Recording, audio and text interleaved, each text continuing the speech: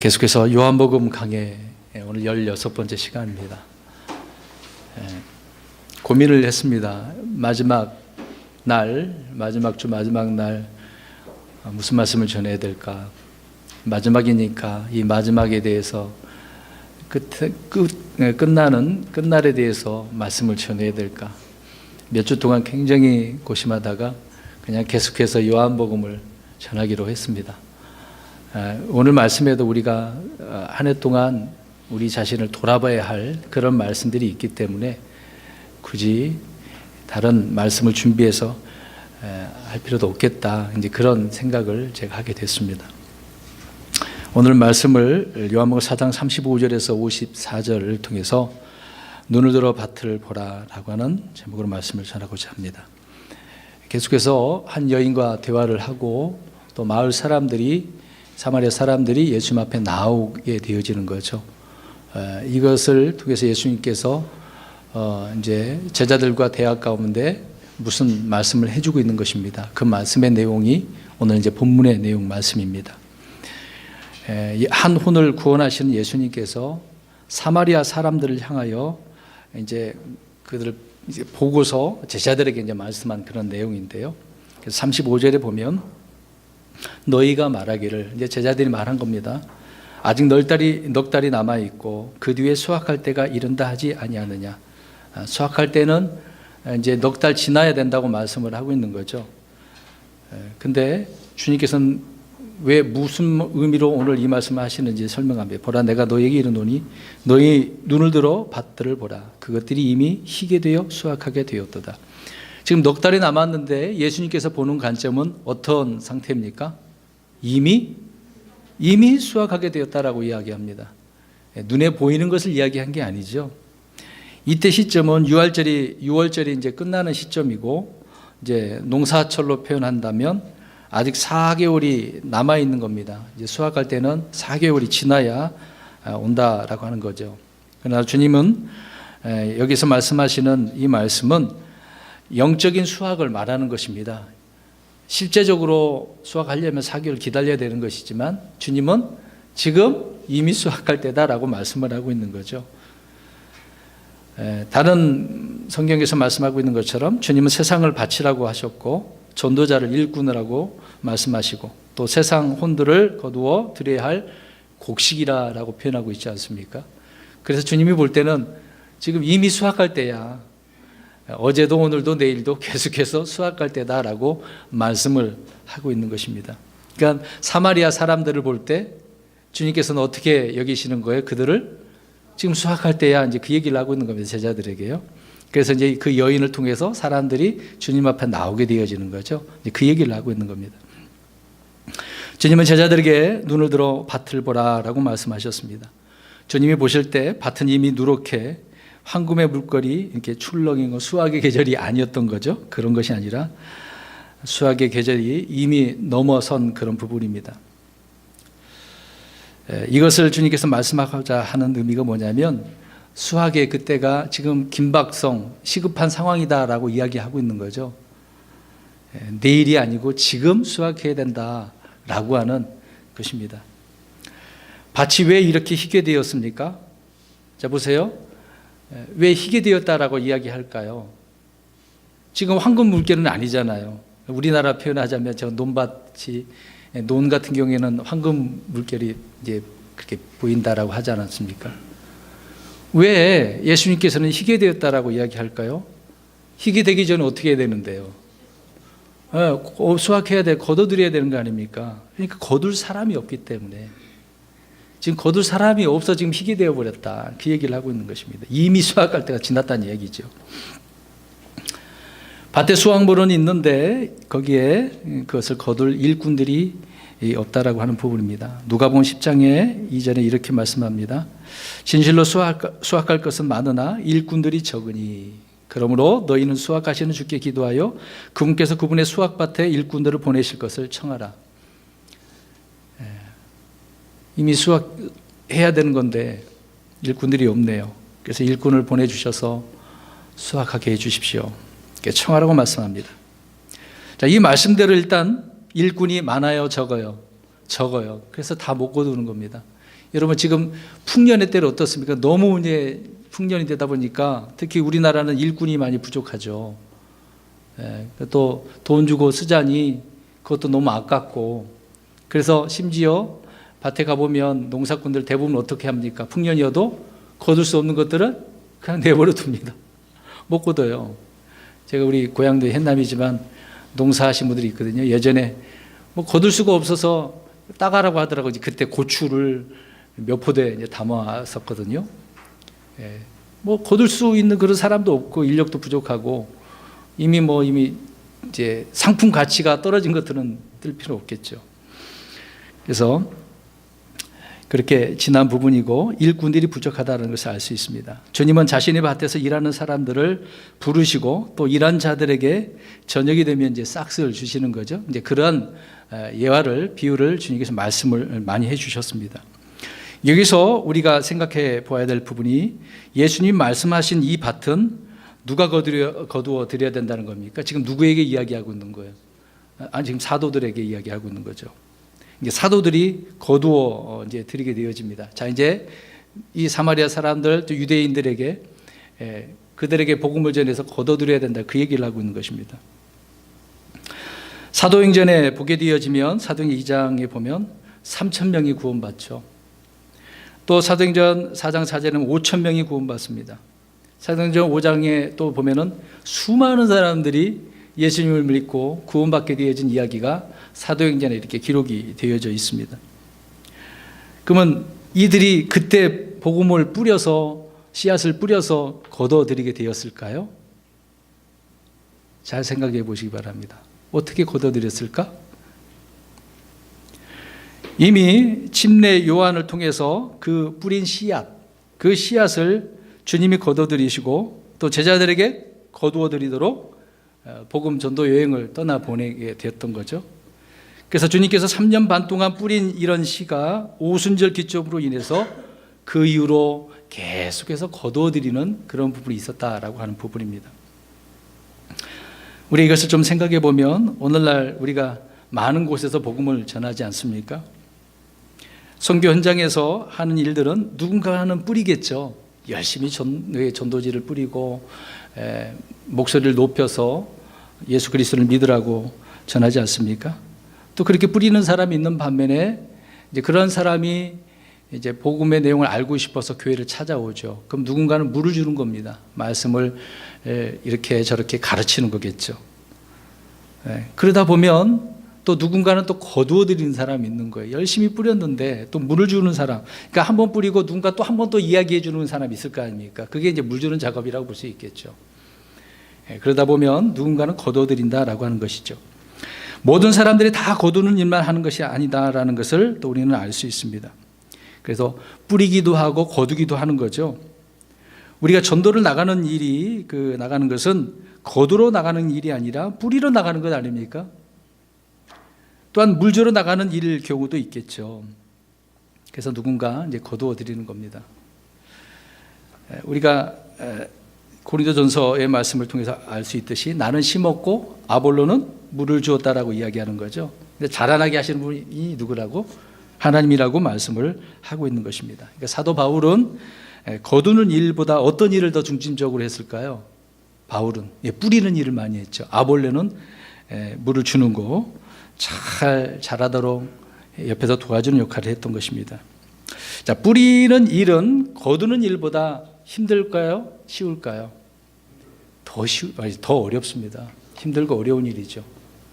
거두는 것은 쉬운 것인데 뿌리는 게 어려운 겁니다. 사람들은 거두는 거 보면은 저 사람 대단하다고 이제 그 사람을 인정해 주지만 뿌리는 사람은 우리가 더 많이 생각을 해야 됩니다. 성경대로 믿는 성도들 가운데도 어떤 분은 전도지를 무려 막 수만 장 뿌린 사람이 있어요. 집집마다 공중전화 박스에다가 지나가는 사람에다가 몇 년 동안 그렇게 많이 뿌렸습니다. 그런데 그렇게 몇 년 동안 뿌려도 단 한 병도 거두어들이지 못했습니다. 그래서 이 일로 인해서 그 교회의 어떤 형제님이 이거 문제가 있다라고 하면서 비난을 했다고 합니다. 왜 이렇게 열심히 뿌렸는데 한 병도 못 걷느냐, 그렇게 한 거죠. 그러니까 비난을 한 그 형제는 거두어 드리는 일만을 전도로 생각한 겁니다. 꼭 그건 아니잖아요. 이 사람은 순반장 뿌린 사람들은 뿌린 것만잖아요. 그 형제는 뿌렸지 않습니까? 그걸 생각 안 했던 것입니다. 씨를 뿌리는 자가 있고 거두는 자가 있다라는 것을 알 수가 있는 거죠. 물론 자신이 뿌린 씨앗을 자신이 거두면 얼마나 좋겠습니까? 그렇게 되기를 간절히 바라지만 이게 극히 드문 일이에요. 그런 경우는 별로 없습니다. 사람들은 거두는 자에게 영광을 돌리고 거두는 자가 정말 대단한 사람이야, 열매가 많은 사람이야, 정말 훌륭한 영적인 사람이야, 그렇게 인정해 주는 경향이 있는데 이렇게 씨를 뿌리는 사람을 더 우리가 관심을 가져야 되겠죠. 자, 이런 것을 볼 때에 그래서 모든 사람이 거두어 드리기만 한다고 하면 어떻게 했습니까? 거기에만 몰두하지 않겠습니까? 그럼 어떻게 거두겠어요? 뿌리는 자가 없는데. 말도 안 되는 거겠죠. 그래서 몇 명을 전도했어, 또 몇 명을 구령했어, 막 그런 간증을 많이 하지 않습니까? 근데 몇 명에게 씨를 뿌렸어, 그런 이야기는 별로 없을 거예요. 어떤 교회는 교회 몇 사람을 데려왔느냐에 따라서 시상도 하고 그러더라고요. 개신교에서는. 그게 목적이 아니지 않습니까? 하나님 앞에 있는 일인데 그걸로 끝나야죠. 전하는 것으로 끝나야 되는 건데 꼭 보상 심리가 있어서 뭔가 나는 이런 일을 했으니까 해 주십사 하는 그런 성도들도 있고 또 교회에서 그렇게 해버리는 경우도 있는 거죠. 좀 많이 벗어난 그런 경우를 우리가 알 수 있습니다. 자, 아무튼 씨를 뿌리는 사람도 있고 거두는 사람이 따로따로 있다. 우리가 그렇게 생각하면 좋겠습니다. 전도서 11장 4절 가서 보십시오. 성경은 이렇게 말을 하고 있습니다. 바람을 살피는 자는 씨를 뿌리지 못할 것이요 구름들을 주목하는 자는 거두지 못하리로다. 자, 보세요. 아니, 바람을 살피는데 왜 씨를 뿌리지 못한다고 이야기하고 있는 거예요? 씨를 뿌리는데 바람이 불어. 바람 부네? 그럼 씨가 날아가잖아. 그럼 바람이 그친 다음에 씨를 뿌려야 되겠네? 그 생각을 한다는 거죠. 그래서 씨를 뿌린다는 겁니까? 안 뿌린다는 겁니까? 그렇죠. 그러니까 바람 부는 것을 통해서 할 일을 안 한다는 거예요. 이 핑계 저 핑계 된다는 겁니다. 구름들 보니까 비가 오게 생겼네? 그럼 씨를, 흔히 말하잖아요. 이게 구름이 있으니까 비가 오게 될 터이니 씨를 뿌려서는 안 된다 생각을 하는 거죠. 그래서 이러한 자들은 씨도 뿌리지 못하고 거두지 못한다고 말씀을 하고 있는 겁니다. 우리 전도서 11장 6절을 또 보겠습니다. 11장 4절에 그렇게 말씀하면 또 6절은 또 어떻게 말씀하고 있는지 보겠습니다. 그래서 우리가 이걸 더 깊이 생각을 해야 될 것 같아요. 11장 6절 전도서 시작. 아침에 내 씨를 뿌리고 저녁에도 내 손을 금하지 말라. 이것이 잘 될지 저것이 잘 될지 혹은 그것들 둘 다 똑같이 좋을지 내가 알지 못하느니라. 어떤 것이 더 좋은 건지 모르는 거죠. 그래서 손을 금하지 말고 열심히 뿌리라, 이제 그 얘기를 하고 있는 것입니다. 뿌리고 심고 물 주고 그 다음에 거둬들이는 거죠. 그러니까 씨를 뿌리지 않으면 누구도 열매를 거둘 수 없음을 우리가 알 수 있습니다. 이 읽은 말씀대로 아침 저녁으로 씨를 뿌리고 손을 금하지 말아야 되는 것이죠. 그러니까 씨를 뿌리는 데는 계절이 있다 없다? 없다라고 이야기합니다. 지금 넉 달, 오늘 본문에는 넉 달이나 남았잖아요. 거둬들이려면. 그것이 문제가 아니라 지금 이미 뿌리고 거둬야 할 때 그런 부분을 말씀하고 있는 거죠. 주님은 때를 얻든지 못 얻든지 씨를 뿌리라고 말씀하셨습니다. 그래서 말씀의 씨앗은 반드시 열매를 맺는 법 아니겠습니까? 그래서 우리는 소망을 가지고 씨를 뿌리고 확신을 가지고 뿌려야 됩니다. 자, 소망과 확신을 가지고, 소망은 내가 뿌렸으니 주님께서 거두실 것을 소망하는 거고, 또 확신은 뭐겠습니까? 반드시 이 뿌린 것으로 열매가 있는 것을 확신하는 거죠. 뿌렸으니 그 뿌린 대로 심은 대로 거두는 것 아니겠습니까? 내가 뿌리면 누가 와서 한 번 더 전하게 되어지는 거, 물을 주는 거지 않습니까? 후에 열매가 맺히면 누군가 거둬들이게 되어지는 거죠. 그래서 지금 이 시대는 열심히 씨를 뿌리고 이렇게 거두는 일들이 계속해서 반복되어지는 거죠. 밭은 휘어져 수확하게 되었으니까 들에 가서 수확만 하라는 것이 아니라 수확할 것은 거두어들이고 또 뿌려야 된다는 겁니다. 이미 거둬들 건 거두시고 또 뿌려야 돼요. 거두면서도 뿌리고. 그것이 35절의 말씀인 거죠. 눈을 들어 밭들을 보라. 이미 거둘 때다라고 말씀하고 있는 겁니다. 그 다음에 오늘 본문의 36절, 37절을 보십시오.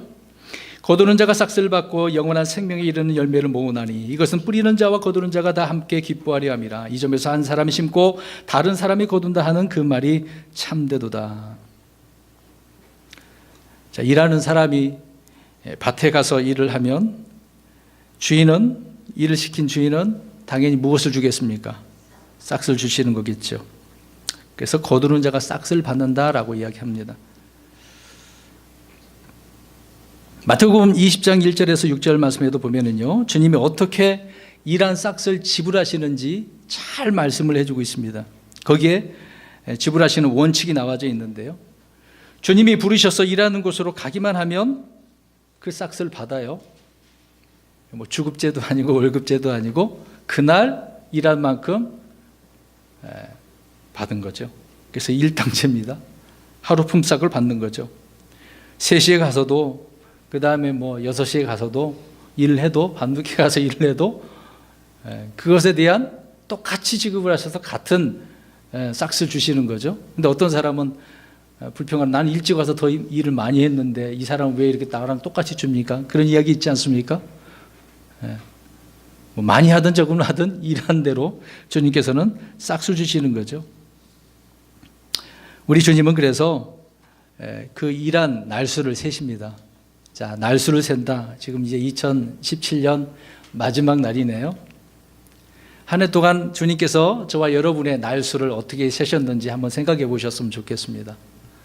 주님께서 날수를 세신다고 하니까. 주님은 매일매일 날수를 세시는 분이시고 그 날수대로 싹스를 지불하실 것입니다. 저와 여러분이 오늘 구령을 위해서 기도하고 구령을 위해 전도제를 나눠주고 또 구령을 위해 무엇인가를 한다면 그 한 일들이 쌓이고 쌓여서 주님으로부터 그 싹스를 반드시 받을 것입니다. 저 하늘에서 우리는 뿌리는 자와 거두는 자가 함께 기뻐하지 않겠습니까? 이는 뿌리는 자에게 주님이 동일하게 싹스를 지불하시기 때문이라는 것이죠. 우리 시편 126편 5절 보겠습니다. 흔히 우리가 이 구절을 많이 사용을 하죠. 우리가 한 해 동안 무엇을 뿌렸습니까? 그래서 그 뿌린 대로 무엇을 거두셨습니까?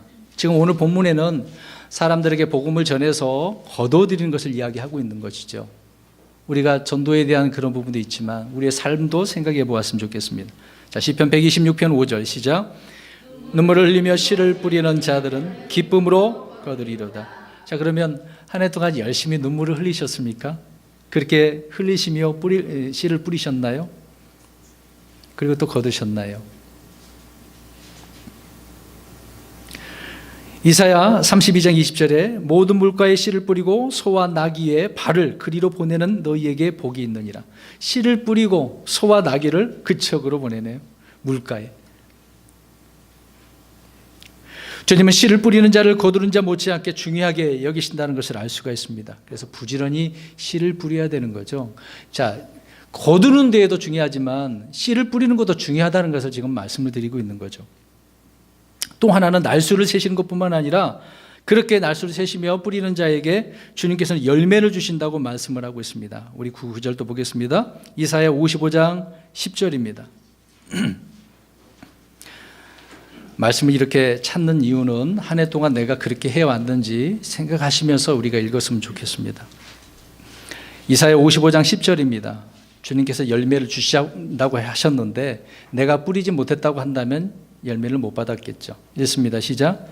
비와 눈이 하늘에서 내려와 거기로 되돌아가지 아니하고 땅을 적셔서 땅이 열매를 맺게 하고 싹을 내게 하여 씨 뿌리는 자에게 씨를 주고 먹는 자에게 빵을 주게 하는 것 같이. 아멘. 우리는 이 말씀대로 생각해 보면 기도의 씨를 뿌려야 되고 말씀의 씨를 뿌려야 되고 또 여기저기에서 섬김의 씨를 뿌려야 되고 사랑의 씨를 뿌릴 때 주님은 비와 눈을 내리신다는 겁니다. 그래서 비와 눈을 내리셔서 땅을 적시고 우미 돋게 하시고 싹이 나게 한다는 거죠. 그럴 때 우리가 정말 하나님께서 이렇게 역사하셨구나. 나는 별것 아니고 내가 하는 주님 말씀대로 순종한 것밖에 없는데 이렇게 열매를 거두게 하시구나. 얼마나 감사합니까? 여러분, 오늘 마지막 날인데 무슨 열매를 가지고 이 시간 나오셨나요? 열매가 하나도 없으면 어떻게 해요? 무슨 열매로 하나님 앞에 이 마지막 2017년을 지금 예비하고 경배하고 있습니까? 근데 이것 말고요. 자, 이렇게 좋은 것을 뿌렸는데 그러면 좋은 것을 거두겠죠. 근데 나쁜 것을 뿌리고 나쁜 것을 거두는 사람들이 있네요. 우리 잠언서 6장 14절 보겠습니다. 잠언서 6장 14절.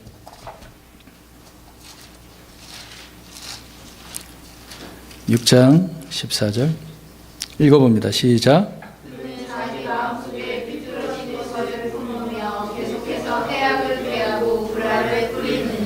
아멘.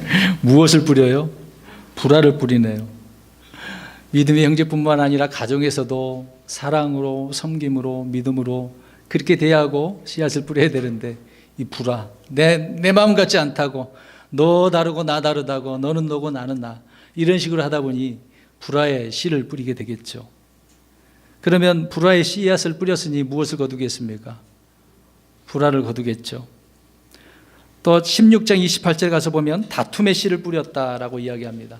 서로 다퉜어. 그러면 다툴 그 가운데 다툼에 대한 열매를 거두게 되어지는 거죠. 그래서 뿌린 대로 거둔다라고 하는 것이 성경의 법칙입니다. 세상의 이치도 그럴 뿐더러 성경은 아주 명백하게 이 부분에 대해서 말씀을 하고 있는 거죠. 뿌린 대로 거둔다. 그래서 무엇을 뿌리고 무엇을 거두느냐. 갈라디아서 6장 8절에 자기 육신에게 심는 자는 육신으로부터 썩는 것을 거두되 성령에게 심는 자는 성령으로부터 영존한 생명을 거두리라. 우리는 성령님을 통해서 많은 것을 뿌리고 심는 줄 압니다. 그래서 우리 자신을 돌아보면 분명히 거두신 것이 있을 거예요. 여러분, 없는 것 같은데 그러면 이거 문제 있습니다. 주님과 교제를 안 한 거예요. 나 자신을 주님 앞에 돌아본 건 아닙니다. 여러분, 한 해 동안 우리에게 보냈지만은요, 우리는 내 방식대로 내가 원하는 대로 살았다고 이야기하잖아요. 근데 잘 보십시오. 어떤 방식으로, 누구 방식대로 우리가 살아왔는지. 뒤에서 더 자세히 우리가 말씀드리고자 합니다. 또 하나는 씨를 뿌리는 데 있어서 우리는 지혜가 필요하죠. 여러분, 말씀 씨 뿌리는 비유를 통해서도 알 수 있지만 주님께서는 어느 밭에다가 씨를 뿌리기를 원하고 있습니까? 좋은 밭. 근데 어떤 자는 어디에다 뿌려요? 다른 세 가지 밭 있죠. 돌짝밭, 가시밭, 그 다음에 길가에. 그 지혜가 필요한 거예요. 내가 어디다 뿌려야 될지. 아무 데다 뿌리는 건 아니라는 것입니다. 뿌려야 할 그곳에다가 말씀하신 대로 뿌려야 된다고 말씀을 하고 있는 거죠. 우리 이사야 28장 보겠습니다. 28장 24절. 이사야 28장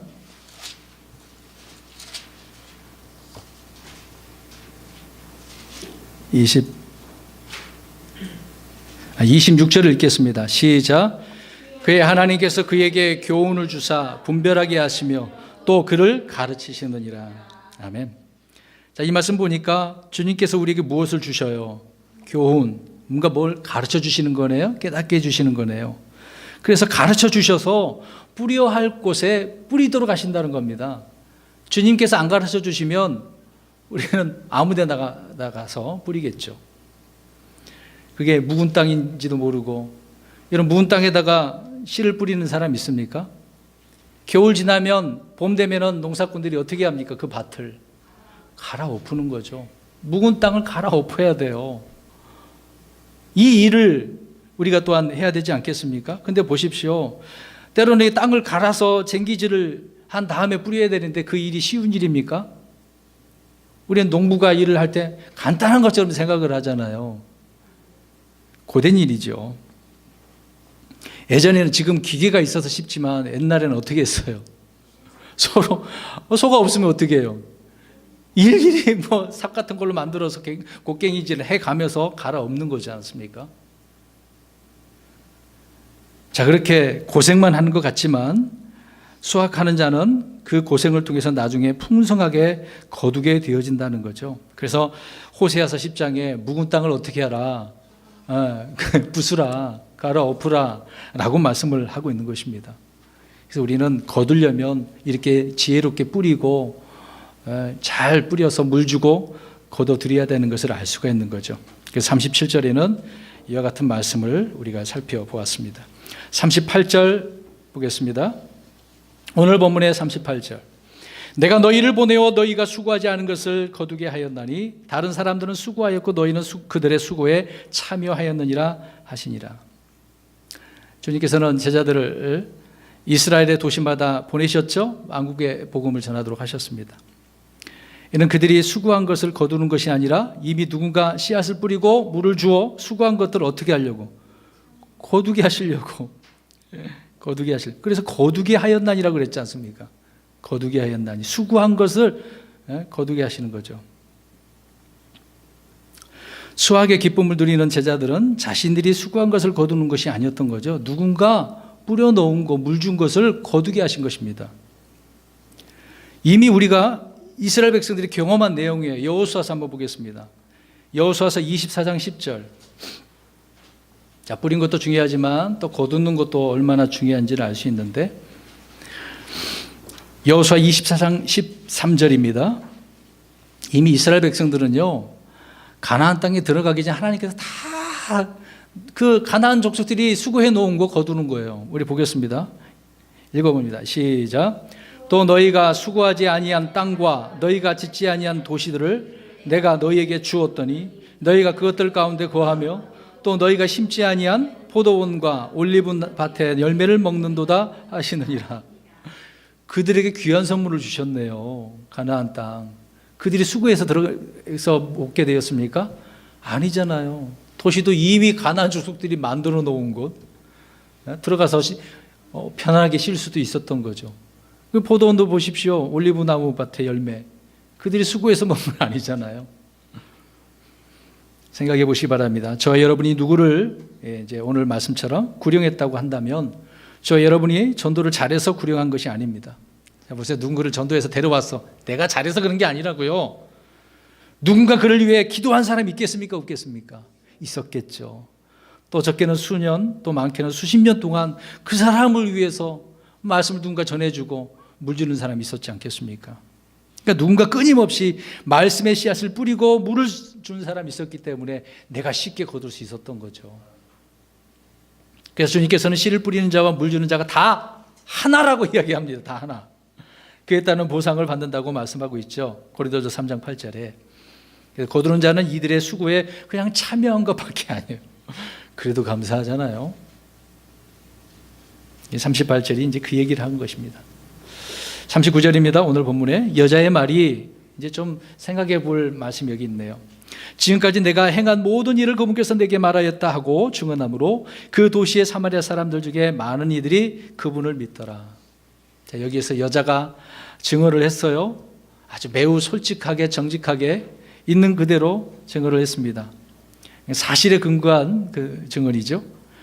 사마리아 여인은 주님이 자신이 행한 일을 모두 말했다는 사실로 인해 메시아를 본인이 믿었죠. 그리고 자신이 믿고 체험한 이야기를 사람들에게 증언을 한 것입니다.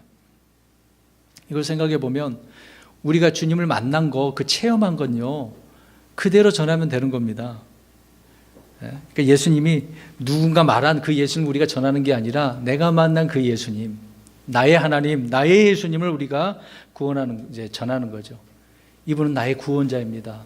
나는 이런 죄인이었는데 주님께서 나를 구원하셨습니다. 라고 우리가 그렇게 복음을 전하는 거 아닙니까? 물론 우리가 십자가에 대한 얘기도 증언하겠죠.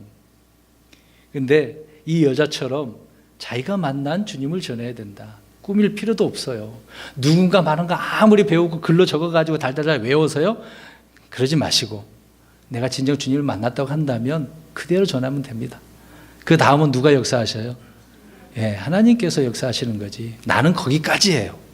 내가 말 잘해가지고 그 사람을 교회에 데려와서 잘 양육시켜서 하나님 사람으로 만들, 그건 아니라는 겁니다. 그 다음은 하나님 앞에 맡겨야죠.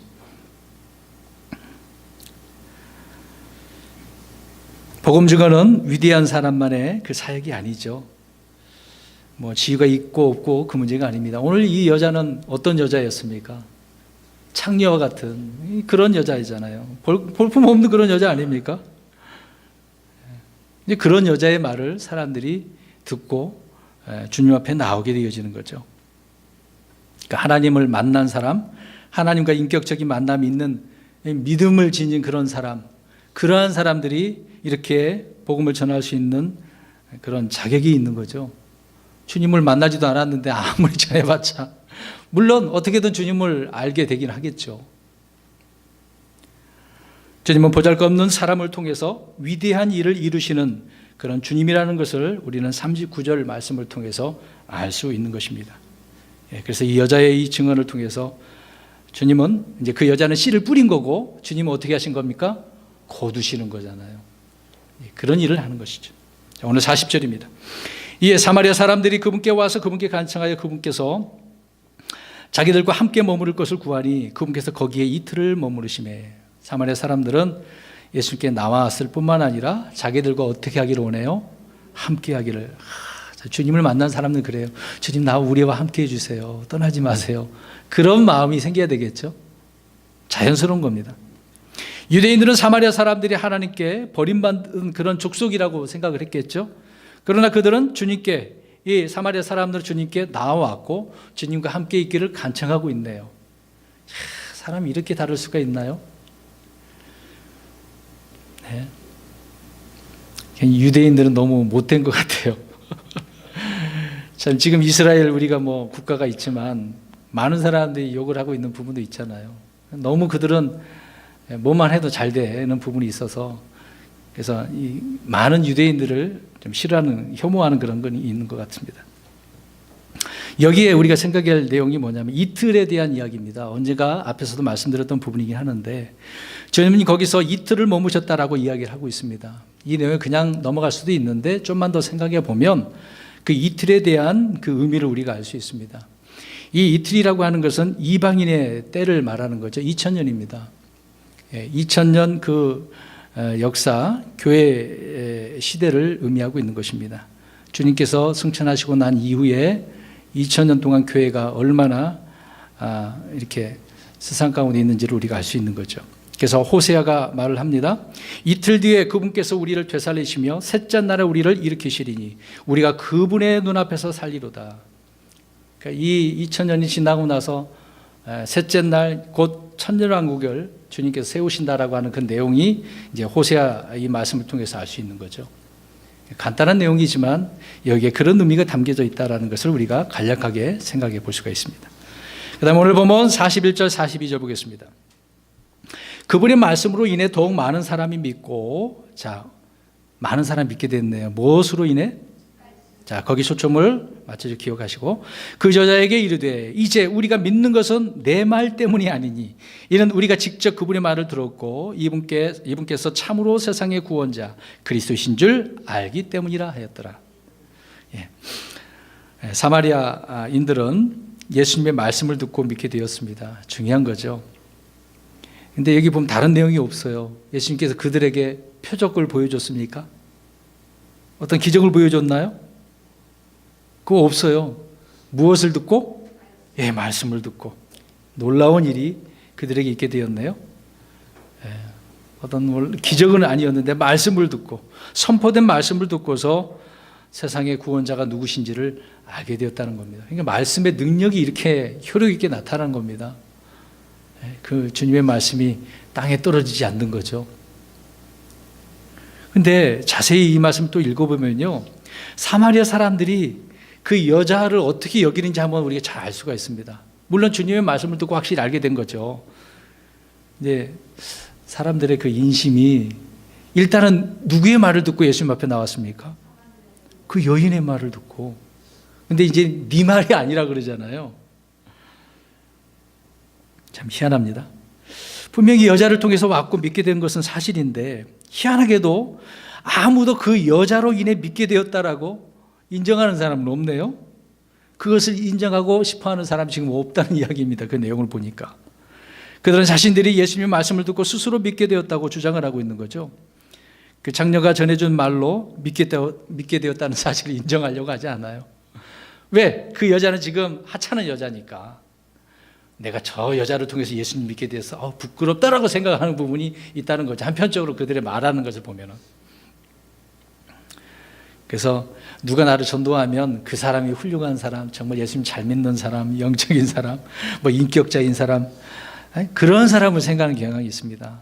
그래서 별로 그렇게 좋은 사람 아니라고 생각되어지면 이런 사람을 무시하는 거죠. 여러분 무시당해 본 적 있습니까? 우리가 전도지 한 장을 줄 때 옷이 뭐 허름하게 나가서 복음 전하면 뭐 이런 사람이 있어? 그렇게 판단하잖아요. 근데 되도록 우리가 복음 전할 때 옷을 좀 깔끔하게 입고 나가는 이유가 그런 면이 또 있습니다. 사람들이 보는 관점이 그래요. 뭐 거지 같은 사람이 와고 전도지 한 장을 주네. 그런 사람이 얼마나 많은데요. 그런 사람이라도 정말 제대로 된 사람은 감사합니다라고 받겠죠. 근데 미국 사람들 훈련을 잘 받아서 그런지 그런 사람이 줘도 땡큐라고 합니다. 고맙다 그래요. 근데 우리나라 사람들은 고맙기는커녕 좀 받지도 않고 그냥 던져버리고 받아놓고서 바로 가면서 전도지를 떨쳐버려요. 참 그런 사람 많습니다. 세상 인심이 그런 거죠.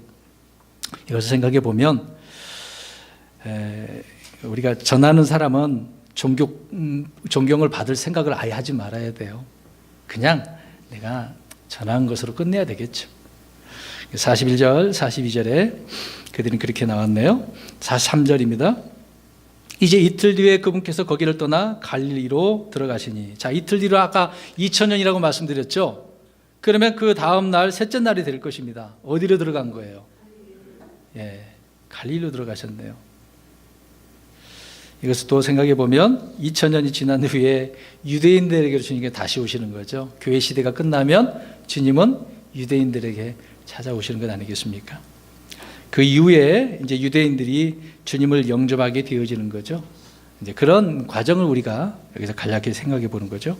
특별한 내용은 여기 없습니다. 44절입니다. 이는 예수님께서 친히 증언하시기를 대언자가 자기 고향에서는 아무 존경도 받지 못하느니라 하셨기 때문이라. 예수님께서도 고향 땅에서 열심히 말씀 전하시긴 하셨지만 고향 그 나사렛 사람들이 주님을 인정해요, 안 해요? 안 했다는 거죠. 마찬가지입니다. 저와 여러분도 고향 땅에 가가지고 한번 해보십시오. 이제 아는 사람들은 알겠죠. 야, 옛날에 저희 그런 아이였는데, 야, 희한하게 저렇게 달라졌네, 어쨌네? 그런 이야기 할 것이죠. 예수님은 고향에 가셨지만 사람들이 어떻게 생각합니까? 누구의 아들이라 그래요? 목수의 아들이 아니냐? 마리아라, 그 어머니 마리아자 아니냐? 그의 동생들 뭐 야고보, 시몬, 요새, 유다, 너희들도 우리와 함께 하는데 그냥 안다는 거죠. 야, 그러한 자가 야, 잘 가르친다, 야, 이런 식으로 나오지 않았습니까? 이거 환영받지 못하는 거죠. 존경받지 못하는 겁니다. 그러니까 그 고향 사람들은 편견과 선입견으로 인해서 하나님의 이 중요한 사역을 제대로 보는 눈이 없는 거죠. 때는 우리가 우리의 선입견 때문에 봐야 할 것을 못 보는 경우가 많다는 겁니다. 아예 내가 생각하는 틀에 박힌 그런 사고방식으로 선입견으로 이러니까 저거 잘못했지 이런 식으로 나온다는 거죠. 그러면은 그 속에서 하나님께서 역사하시는 것을 못 보는 거예요. 아까도 이야기했지 않습니까? 열심히 뿌렸는데 왜 못 거둬? 이런 비난만 하는 사람도 있는 거죠. 그래서는 안 되는 것이죠. 44절에 그런 부분을 주님께서는 지금 말씀을 해주고 있는 거네요. 45절입니다. 그때 그분께서 갈릴리에 이르심에 갈릴리 사람들이 그분을 받아들이니. 이제 받아들이는 사람이 있네요. 이는 그들도 명절을 지키러 갔다가 그분께서 명절에 예루살렘에 하신 모든 일을 보았기 때문이더라. 자, 고향에서는 환영을 받지 못했습니다마는 다시 갈릴리로 가셨어요. 그랬더니 거기에 있는 사람들이 주님을 영접했다고 이야기합니다. 근데 문제는 그들이 무엇을 보고 예루살렘에서, 그럼 명절에 예루살렘에서 무엇을 하셨어요? 말씀을 전하시고 놀라운 일들을 보여주었으니 표적과 기적을 보고 그들이 이것을 보고 주 앞에 나왔다라고 말씀을 하고 있는 거죠. 참 희한하네요. 대환란이 끝나면 이런 일들이 또 있게 될 것인데 천년왕국 때도 뭐 이런 일 많이 있겠죠. 그러니까 성경은요, 유대인들은 항상 무엇을 구하는 자들이라고 이야기합니까? 표적을 항상 보여달라고. 보여줬는데도 또 보여달라고. 이렇게 보이지 않는 것을 믿고 따라야 되는 것인데, 그러니까 구약이나 신약이나 유대인들은 계속해서 보여달라고. 보여줬잖아. 근데 또 보여달라고. 선생님, 이거 자꾸 선생이라고 하나님의 말씀을 전하는, 왕국의 말씀을 전하는데 뭔가 보여주십시오. 보여줘도 또 보여달라고. 이들은 표적을 통해서만 믿으려 했다라는 것을 알 수 있습니다. 그러니까 우리는 보이는 것으로 믿는 건 아니지 않습니까? 보이지 않는 건 믿음으로 걷는다라고 성경은 말씀하고 있습니다. 그럼 한 해 동안 성도 여러분, 주님께서 보여주신 것이 있으셨나요? 아니면 보여주신 건 없지만 믿음으로 사셨나요? 우리가 한 해를 회개 정리를 해야 되지 않겠습니까? 장부도 잘 정리해야 되는 것처럼 우리 자신도 이런 부분에 있어서 정리를 해야 된다는 것을 우리 생각해 볼 수 있는 거죠. 꼭 보이는 것으로만 우리가 주님을 믿으려고 이 길로 가려고 했는 것인지, 해왔는지. 보세요. 이제 교회에서 지금 이렇게 예배당에 나오셨습니다. 그런데 이곳에서 제가 엄청난 표적과 기적을 나타냈다고 해보십시오. 언젠가 또 말씀드렸습니다만 사람들 엄청 몰려올걸요. 근데 그런 것 없이 말씀만 전하잖아요. 말씀이 이런 것이다 라고만 전하니까. 교회에서 예수님이 누군가를 알려주는 것이니까 그렇게 하는 일을 하는 거잖아요. 근데 많은 교회는 그것보다도 보여주는 것으로만 하려고 하니 사람들이 막 미어 터지겠죠. 물론 잘하는 부분도 있겠고 잘못한 부분도 있을 것입니다. 말씀드리고자 하는 요지는 사람들이 뭔가 보여주는 것을 통해서 믿으려고, 그래서 한 해 동안 살다가 힘들어서 그런 가운데 주님께 뭔가 이렇게 도와주셔서 잘 됐다, 초점이 거기에만 맞춰져 있다 보니 문제가 있는 거죠. 하나님께서 어떻게 역사하셨는지를 우리는 그것을 보아야 된다는 것을 살펴보는 것입니다. 자, 여기까지가 이제 그 여인과 사마리아 사람들과 또 제자들을 통하여서 말씀해 주고 있네요. 자, 오늘 이제 46절서부터는 좀 우리가 달리 보아야 되는 말씀이 있습니다. 46절 보십시오. 이처럼 예수님께서 다시 갈릴리 가나에 오셨는데 이곳은 그분께서 물을 포도즙으로 만드신 곳이더라. 거기에 어떤 귀인이 있었는데 그의 아들이 가버나움에서 병들었더라. 이제 사도 요한이 요한복음 기록했죠. 사도 요한은 갈릴리에서 행한 두 번째 표적을 소개하고 있습니다. 첫 번째 표적은 갈릴리에서 무엇을 하셨어요? 가나에서 물을 포도즙으로. 근데 여기 이제 두 번째 표적을 보여주시고 계시네요. 가나에 한 귀족에게 아들이 있었어요. 근데 어디에서 병들었습니까? 가버나움에서. 아들의 질병 앞에서 사람이 할 수 있는 것은 무엇이 있겠습니까? 약을 먹이고 병원에 가야 되잖아요. 막 죽을 병이 걸렸다고 한다면 어떻게 하겠습니까? 그런 상황이죠. 그래서 이 귀인은 예수님이 행하신 기적들에 대해서 들은 바가 있었기 때문에 니고데모와 같이 예수님이 하나님 함께 하시는 선생 정도로 알고 지금 찾아온 것입니다. 그래서 47절에 그 말씀하고 있는 거네요. 그가 예수님께서 유대에서 떠나 갈릴리로 오셨다는 것을 듣고 그분께 가서 그분께 간청하여 그분께서 내려와 자기 아들을 고쳐줄 것을 구하니 이는 그가 죽게 되었기 때문이라. 죽을 병에 걸린 거죠. 그러니까 이 귀인은 아들을 위해서 먼 거리를 달려왔습니다. 가버나움에서 가나까지 대략 걸으면 4-5시간 정도, 한 20km 20마일 넘는 그런 거리가 되겠으니까요. 그렇게 주님을 찾아왔습니다. 거기서 내려와서 내 아들의 병을 고쳐주소서. 정말 절망적인 그런 상황 아닙니까? 이런 상황 가운데 지금 주님을 찾아왔어요. 그리고 간청했어요. 근데 이 귀인에게 있어서는 백부장, 흔히 말하는 큰 믿음을 가지고 있었던 백부장만한 믿음이 있어요, 없어요? 없습니다. 그만한 믿음이 있지 않았어요. 백부장은 이게 주님께서 오실 필요가 있다 없다 그랬어요. 안 오셔도 돼요. 뭔 말 하시면 돼요. 말씀만 하시면 돼요. 근데 이 사람은 어떻게 해요? 오셔요. 직접 찾아왔지 않습니까? 차이가 무엇일까요? 말씀드린 대로 백부장은 주님을 어떤 분으로 주님이십니다. 그리스도이십니다. 하나님의 아들이십니다. 라고 믿었기 때문에, 그래서 그 능력을 하실 수 있는 분이라는 것을 믿었다는 거죠. 주님이 이렇게 하실 수 있는 분이니까 말씀만 하시면 됩니다. 라고 했다는 것입니다. 그런데 반면 이 귀인은 어때요? 예, 하나님의 아들이시고 또 메시아라면 고칠 수 있을 것 같아요. 예, 고친다면 그렇게 믿을 수도 있을 것 같아. 뭐 이런 식으로 생각했나 보죠. 예, 다른 차원의 믿음을 백부장과 이 귀인과 차이를 우리가 알 수 있습니다. 이것은 어떻게 보면 믿는 것이 아니라 주님을 시험하는 거잖아요. 내 아들이 병들었으니까 한번 고쳐봐. 그럼 내가 믿을게. 이런 식의 이런 사람들이 많은 거죠. 여러분 어떠셨습니까? 한 해 동안 주님 나 이렇게 살 테니까 하나님 도와주세요. 해결해 주세요. 근데 주님이 해결 안 해줬어. 그럼 그때는 어때요? 주님 뭡니까? 내 기도도 안 들어주시고 하나님 살아 계시는 것이는 뭐 그렇습니까? 막 의심을 품고 하나님 앞에 불평하겠죠. 그런 일이 있다고 한다면 빨리 해결을 해야 됩니다. 48절 보십시오. 그때 예수님께서 그에게 이르시되, 이제 문제점을 아시는 거죠.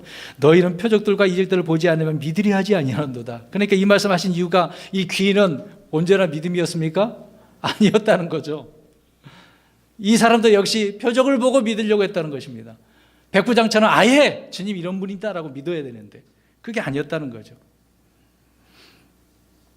표적과 이적을 요구하고 있는 그런 내용을 우리가 알 수 있습니다. 그러니까 예수님 믿고 구하는 것과 표적과 이적을 보고 나서 예수님을 믿는 것은 전혀 다른 이야기죠. 보지 않고 믿어야 됩니다. 유대인들은 주님이 어디서 표적을 행했다고 한다면 그 사실로 족한 것이 아니라 자신들도 보지 못했으니까 여기서도 보여달라는 거예요. 거기서 있었는데 우리는 그 자리에 있지 않았습니다. 지금 우리가 볼 수 있도록 보여주십시오. 이런 믿음 가져서는 안 되는 거죠. 여러분 왜 이렇게 사람들이 요구하고 있을까요? 표적이라고 하는 것은 그 표적을 통해서 믿음을 가져다 줄까요? 아니죠. 무엇이 믿음을 가져다 줍니까? 말씀이. 근데 그 말씀을 어떻게 해야 됩니까? 우리는요? 들어야 되겠죠. 자, 들으면 무엇이 생깁니까? 믿음이 생깁니다. 자, 9구절을 보겠습니다. 로마서 10장 17절. 로마서 10장 17절. 그러니까 잘 들어야 됩니다. 표적은 믿음을 주는 게 아니죠. 말씀을 들어야 그 말씀이 믿음을 주는 겁니다. 로마서 10장 17절입니다. 시작. 그런즉 이와 같이 믿음은 들음에 의해 오며 들음은 하나님의 말씀에 의해 오느니라. 예. 말씀을 듣고 우리 믿음이 생겨서 주님을 믿어야죠. 신앙생활도 마찬가지 아닙니까? 믿음으로 걷는 거죠. 여러분 히브리서 11장에 나오는 믿음장, 믿음의 사람들이 나옵니다. 그들을 왜 믿음의 사람이라고 그런지 아십니까? 그들은 어떻게 살아왔길래 왜 히브리서 기자는 그들을 향하여 믿음으로 살았다 그럴까요? 뭔가 보여줘서 믿었을까요? 아니잖아요. 아브라함도 갈 바를 모르고 어딘지도 뭐 목표도 하나 알려주지도 않고 그냥 가라고 그랬으니 말씀만 믿고 간 거잖아요. 믿음의 사람들은 그 말씀 듣고 말씀만 믿고 나가는 사람들이었습니다. 그렇기 때문에 믿음으로 살았다라고 이야기하는 것이죠. 그래서 좋은 평판을 받은 사람이라고 말씀하고 있는 것입니다. 보는 것으로 걷지 않은 거예요. 보이는 거 현상이 뭐가 나타났다고 해서 하나님 살아계시구나 그러지 마시고 안 보여도 하나님께서 보이지 않는 가운데 나를 어떻게 인도하시는가. 2017년도가 그런 한 해였다고 여러분 고백하십니까? 소리가 안 나오네요. 잘 못 보셨다고 한다면 우리 좀 더 생각해 봐야 됩니다. 오늘 마지막 날 더 생각을 하셔야 돼요. 내가 여기까지 온 이유가 그 의미가 무엇이었나. 49절입니다. 그 귀인이 그분께 이르되 선생님이여 내 아이가 죽기 전에 내려오소서. 아이고 간절했네요. 죽기 전에 내려오세요. 죽기 전에. 죽으면 어떻다는 생각이에요. 이제 끝났어. 이제 주님은 더 이상 죽음으로 더 그 다음은 못 하시는 분이야. 주님의 능력을 어떻게 하고 있어요? 예, 의심하고 제한시키는 거잖아요. 예? 제한시키는 겁니다. 이제 주님이 빨리 오셔서 고치지 않으면 아이가 죽고 나면 주님 오시나 마납니다. 소용없어요. 그렇게 생각했던 거죠. 그러니까 니고데모처럼 예수님을 주라고 안 부르고 뭐라고 불러요? 선생님, 죽은 후에 오셔도 소용없어요. 그런 의미가 내포되어져 있는 거죠. 여러분, 병든 자를 고칠 수는 있지만 죽은 자를 살릴 수 없어요? 있는 분이잖아요. 그것을 믿어야 되잖아요. 죽은 자도 다시 살리시는 주님이신데 그건 안 보고 지금 당장 죽기 전에 살려달라고, 고쳐달라고. 죽어도 살리시는 분이라고요. 그러니까 믿음의 한계가 지금 거기까지였던 거죠. 또 얘기합니다. 그럼 2017년도에 우리의 믿음의 한계가 어디까지 있었습니까? 이만큼. 주님께서는 이만큼만 하시는 분이에요? 아니잖아요. 죽은 자도 다시 살리시는 분인데. 여러분, 마리아, 마르다도 한번 우리 들어볼까요? 우리 요한복음 11장 21절 가서 봅니다. 계속해서 요한복음 강의를 하고 있지만 나중에 우리가 살펴볼 건데요. 요한복음 11장 21절, 마르다가 자기 오라비 나사로가 죽은 것을 통해서 뭐라고 말하는지 보겠습니다. 자, 읽어봅니다. 11장 21절 시작. 그때 마르다가 예수님께 이르되 주여께서 여기 계셨더라면 내 오라비가 죽지 아니하였으리. 주님, 여기 계셨으면 안 죽었잖아요. 이제 예수님 앞에 이거를 먼저 이제 소식을 전하잖아요. 근데 예수님 바로 오셨어요? 안 오셨어요. 더 지체하셨다니까. 일부러 무엇을 나타내려고? 그렇죠. 나사로가 죽었는데 다시 살아나는 거, 부활에 대해서 알려주시려고. 근데 이것도 뭣도 모르고 마르다는 죽었으니까 어떻게 했다는 거예요? 끝나버렸어. 그 얘기를 하는 거 아닙니까? 자, 마리아 이야기도 들어볼까요? 11장 32절 시작. 그때 마리아가 예수님 계신 곳에 와서 그분을 보고 그분의 발 앞에 엎드려 이르되 주여, 주께서 여기 계셨더라면 내 오라비가 죽지 아니하였으리라. 아니, 마리아는 예수님 발 앞에 앉아가지고 말씀 들었던 그런 여인이잖아요. 근데 오라비가 죽은 것, 참, 이게 말씀 듣는 자세도 중요하긴 하지만 끝까지 말씀을 잘 믿지. 예? 마리아도 역시 그렇게 생각하고 있는 거네요. 자, 이런 말로 인해서 주님은 영으로 신음하시고 괴로워했다라고 말씀하고 있습니다. 그러니까 예수님의 능력과 그 신성을 이렇게 제한시켜 버렸으니까 여러분, 한 해 동안 주님의 능력을 우리가 내 이 연약한 믿음으로 제한시켜 버리진 않으셨습니까? 죽음 이전에만 일하실 수 있는 하나님, 그렇게 단정하셨습니까? 그래서 그들에 대해서 주님은 통탄하신 거예요. 야, 나는 죽은 자도 살리는 자인데, 믿었던, 항상 배단위로 그들과 함께했던, 어떻게 보면 가족이나 마찬가지잖아요. 야, 그런 것을 여러 것들을 다 보아봤는데 이 오라비가 죽은 것을 가지고 그 다음은 주님 못하시냐? 얼마나 주님께서 답답하셨겠어요. 우리 주님의 그 답답함을 읽어봅니다. 요한복음 11장 33절에서 35절인데요. 요한복음 11장 시작.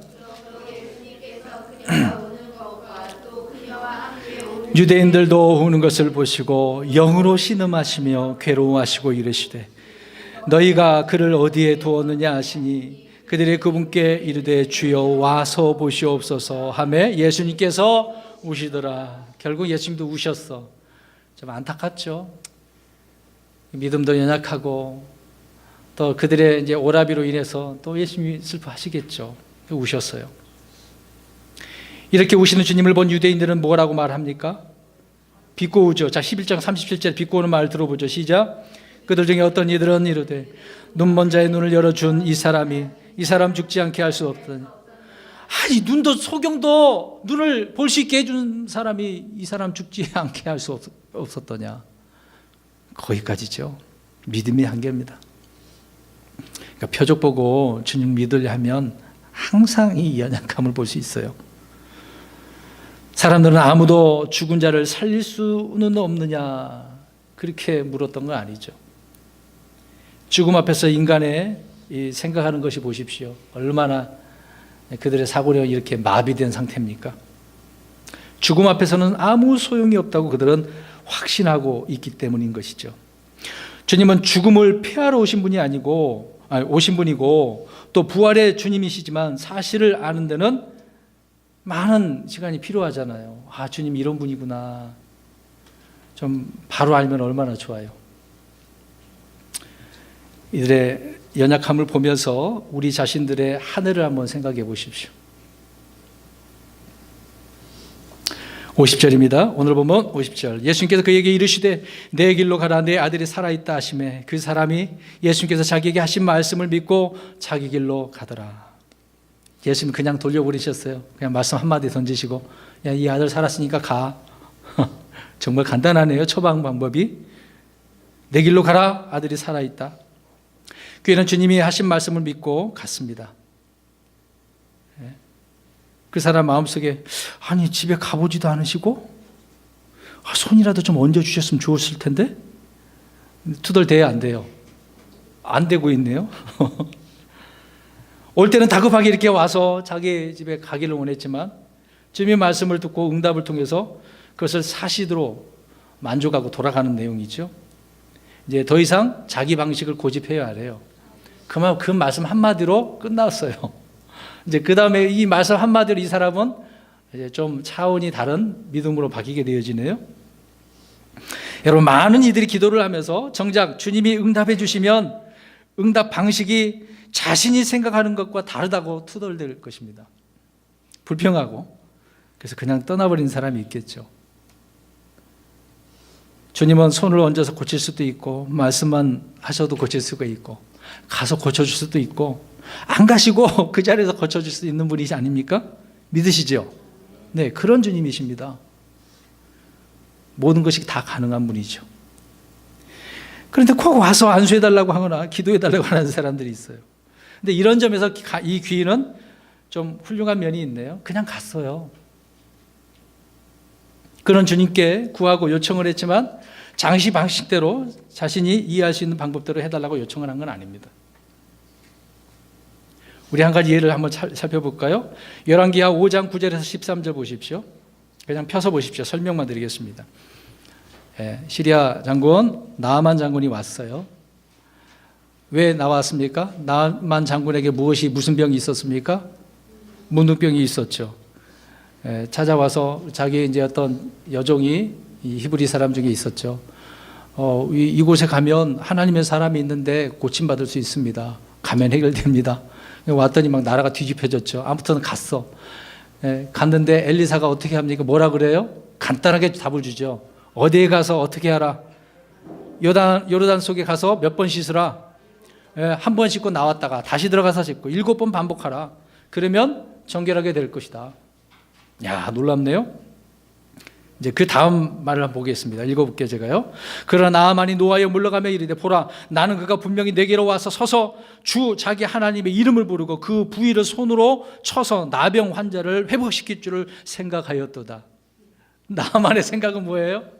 와서 좀 만져주고 주님의 이름 불러주시고 뭔가 좀 보여주는 것 좀 하지. 안 하니까 화가 나가지고 씻지도 않고 어떻게 해요? 가버리려고 했던 거죠. 막 분노, 막 화가 치밀어 왔어. 내가 지금 이게 장군인데 까불고인데 나를 어떻게 대접하는 거야? 얼굴도 쳐다보지도 않고 그 종을 시켜가지고 이런 말을 하니 얼마나 화났겠어요. 바로 그것입니다. 나아만은요, 자신이 생각한 방식대로 고쳐주기를 원했던 거죠. 여러분 어떻습니까? 한 해 동안 내 방식대로 하나님이 해결해 달라고 그렇게 우리가 바라며 살지 않았나요? 근데 돌아보면 어떻습니까? 내 방식대로 됐습니까? 아니죠. 주님께서 원하시는 방식대로 인도하셨습니다. 오늘 2017년 마지막 날인데 이날까지 주님께서는 선하신 길로 하나님 방식대로 인도하셨어요. 믿으십니까? 내가 원하는 방식은 오히려 하나님께서 차단시켜 버리셨어요. 만약에 그렇게 됐다고 한다면 문제가 있는 거예요. 잘 생각해 보세요. 하나님의 방식은 차원이 다른 방식인데요. 주님이 원하는 방식. 자, 이런 자기가 생각하는 방식, 이런 부류의 그리스도인들이 얼마나 많은지 말씀해 주고 있습니다. 이런 사람들은 엘리사가 제시한 방법을 거부하죠. 나만처럼 그냥 가는 거예요. 에이, 하나님 믿을 만하네 뭐. 이런 식으로 나오는 거예요. 그러니까 나만의 종들이 뭐라고 그래요? 아, 무슨 말씀입니까? 한번 씻어보세요. 에이, 믿자 본전이다. 나만 장군이 씻었습니다. 7번 씻었더니 그 몸이 어떻게 됐습니까? 어머나, 어떻게 이렇게 놀라운 일이. 그 말씀 그대로네? 말씀의 능력이 이렇게 나타나는 거죠. 말씀에 순종하면 이런 일이 벌어지는 거예요. 한 해 동안 우리가 말씀에 순종하지 않은 경우가 많죠. 그러니까 능력이 없어. 그러니까 열매가 없어. 그러니까 못 거둬들이는 거예요. 순종 안 하니까. 하나님의 방식대로 하면 반드시 열매가 있습니다.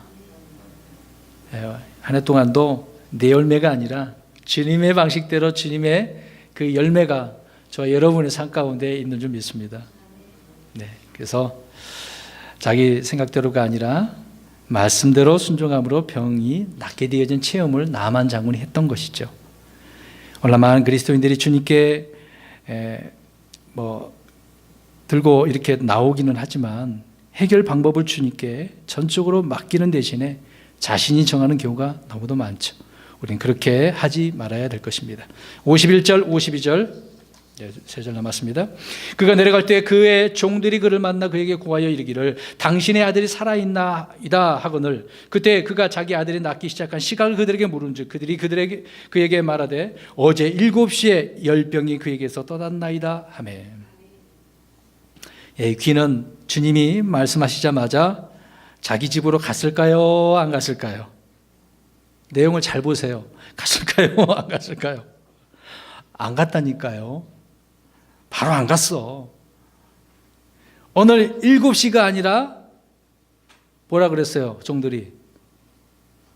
그러니까 오늘 안 갔잖아요. 지금 가려고 하는 데가 그 다음 날이잖아요. 그러니까 안 간 거지 않습니까? 귀족은 주님이 말씀하신 후에 그 말씀을 믿고 그냥 하루도 거기에 머물러 있었어요. 아니 도대체 무슨 믿음이야?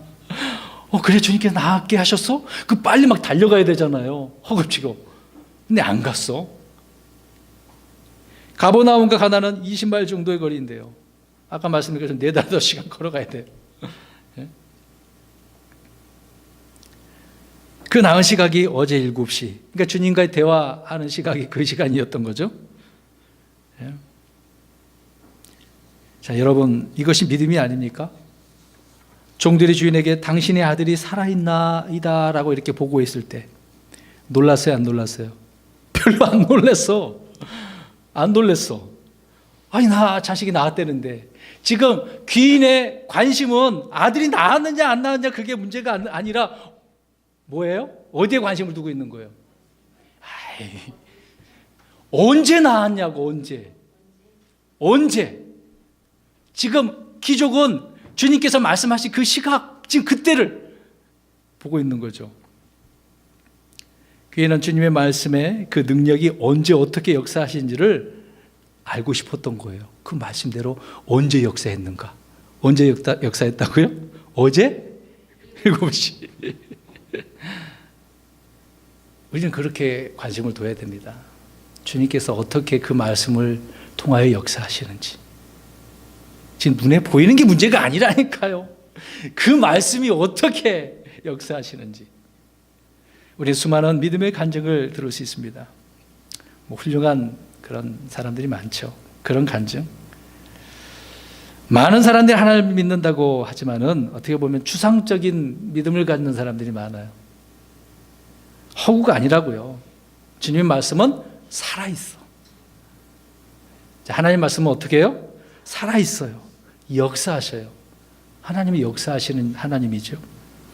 하나님을 믿는다는 것은 하나님의 말씀을 믿는다는 것이고 또 성경 기록으로 족한 거예요. 그냥 그 말씀 기록된 대로 믿습니다. 그게 끝이에요. 그렇게 믿고 안심하고 하루를 더 머무는 것처럼 얼마나 평안이 있겠어요. 주님께서 말씀하신 대로 된 것이라고 믿고 있었으니까. 그때 주님께서 그렇지. 그래 나 그때 믿었어. 그렇게 고백이 나와야 되겠죠. 근데 여러분, 그리스도인들 가운데 병이 때로는 약을 처방해서 먹었는데도 안 나. 병원에 갔는데도 병이 안 나. 이럴 때 어떻게 해야 될까요? 기도해야 돼. 우리가 또 하나 의심을 해야 되는 게 이 병이 마귀로부터 온 것인지도 확인해 봐야 되겠죠. 그러니까 무슨 말씀을 하려고 하냐면 영적인 문제가 있어요. 영적인 문제.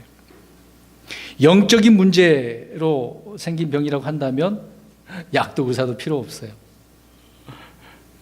그러면 지금 이 아들이 무슨 병에 걸린 거예요? 자세한 내용은 나오지 않지만 하여튼 죽을 병인데 못 고쳐. 누구밖에 없어요. 고칠 분은. 예수님밖에 없어. 이 문제는 주님만이 해결할 수 있는 거다라고 하는 것입니다. 그래서 믿음이라고 하는 것은 이론도 허구도 아니에요. 믿음은 말씀을 기초로 해서 거기에 성령의 능력이 나타나는 겁니다. 마지막 구절입니다. 53절, 54절. 그 아버지가 그때가 바로 예수님께서 자기에게 내 아들이 살아있다 하고 말씀하신 그 시각인 줄 알고 그와 그의 온 집이 믿으니라. 이것은 또한 예수님께서 유대에서 떠나 갈릴리로 들어오신 뒤에 행하신 둘째 기적이니라. 주님은 자신에게 무엇을 구하러 나온 사람에게 무엇을 주셨어요? 무엇을 구하긴 했는데 뭘 줬어요? 말씀을 주시잖아요. 또 그것을 믿은 사람에게 빈손으로 돌려보내지 않으셨네요. 항상 그래요. 예수님께서는 오셨으니까 그냥 가라는 게 아니에요. 말씀 툭 던진 그 말씀이 그 사람에게 귀한 것을 복되게 한 것을 알 수 있습니다. 귀한 선물을 준 거죠. 주님은 구하는 자에게 주시고 찾는 자에게 찾게 하시고 두드린 자에게 열리게 하시는 주님이시죠. 얼마나 은혜롭습니까? 그러니까 이 귀인은 자신의 아들이 병들어 죽게 되었지만 그 일로 온 가족이 어떻게 됐습니까? 주님을 영접하게 되어지잖아요. 복된 가족이 된 거 아닙니까? 그러니까 아들의 병으로 인해서 주님은 어떤 역사를 이루셨어요? 가족이 다 구원받게 되는 기회를 주셨던 거지 않습니까? 죽을 병이 아니었던 거죠. 온 가족을 복 주시려고. 말씀을 믿는 사람들에게 이런 기회를 놓쳐서는 안 되죠. 내게 하나님 이것을 통해서 힘들고 어려운 일들을 통해서 무슨 기회를 주십니까? 어떤 유익을 주시려고 이런 일을 주셨습니까? 지금 당장 눈앞에 우리가 알 수는 없지만 이런 믿음을 가지고 주님을 바라보잖아요. 그 결과가 놀라운 거예요. 2017년 한 해가 이런 결과가 되었기를 주님 여러분으로 축원합니다. 결론적으로 저와 여러분들의 삶 가운데서도 힘들고 어려운 일들이 있다면 그때 기도하시고 주님의 말씀들로 해결을 받으시기를 바라며 환난과 핍박이 오히려 기회가 되어서 주님의 영광을 드러내는 그런 복된 삶이 되시기를 주의 이름으로 축원합니다.